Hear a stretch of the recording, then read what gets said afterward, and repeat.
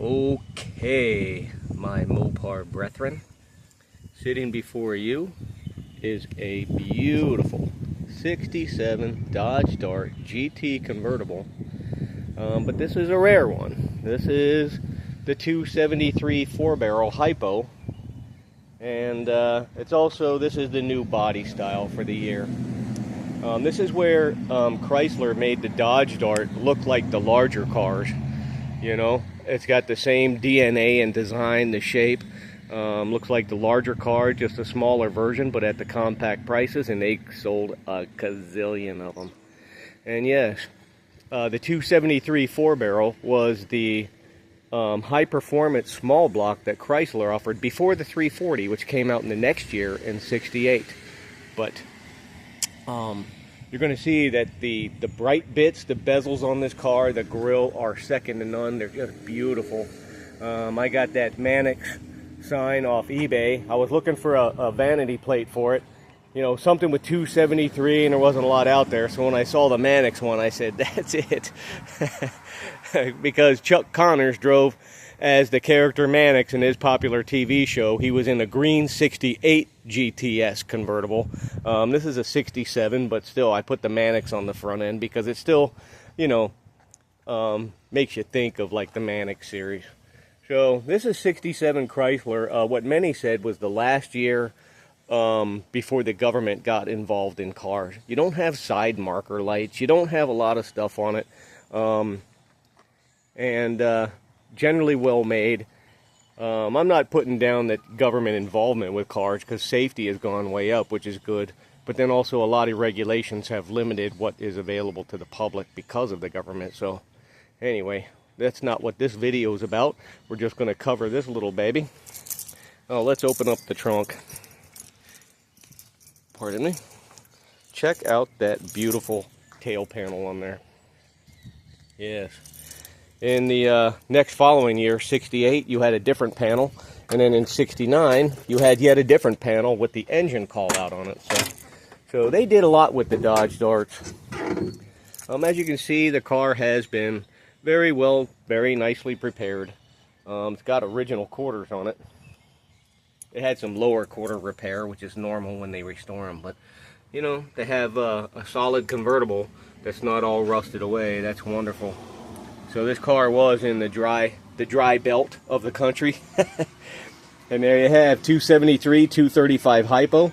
There were less than 250 of these convertibles made of a total 38,000 GT models. That amounts to about 0.5% of orders. Super rare drop top. Factory QQ1 dark red poly over white top and interior. So let's go have a look at the rest of the car.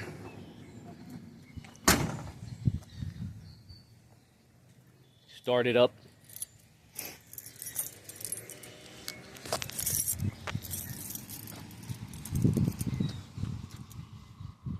And see, Chrysler was still using bright metal and stuff instead of black plastic like in 68 forward.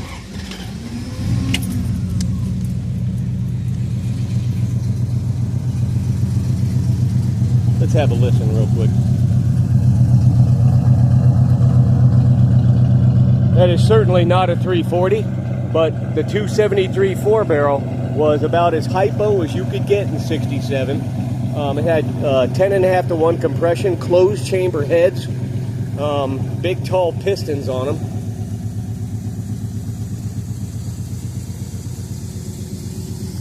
Oops. All right, let's have a look in here.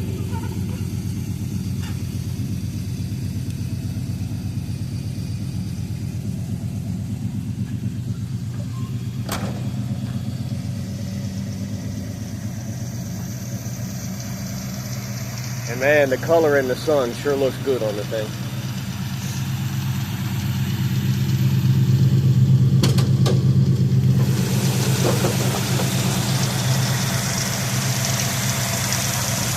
And the funny thing about these compacts is what these were called. This was actually a large car for today, but this was a compact back in the day.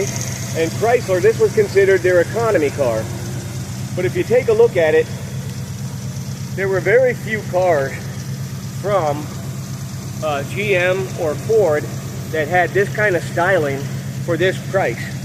And this is why Chrysler, even though they had only a 15% market share overall, in these small compacts, and these particular, like the Darts, the Valiant, the Barracudas, and the Dusters, Chrysler commanded over a 30% market share of the compact market.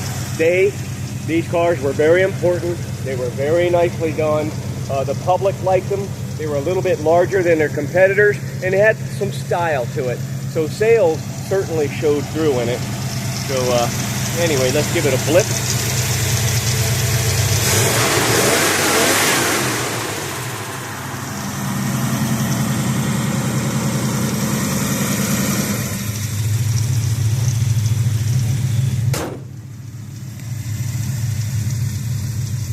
And there you have it, Dodge Dart fans. The rest is history.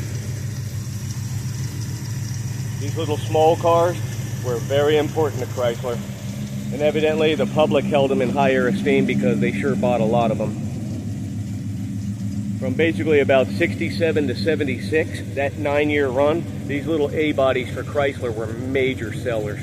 And the Dart model, and through all its iterations, ended up selling millions of copies.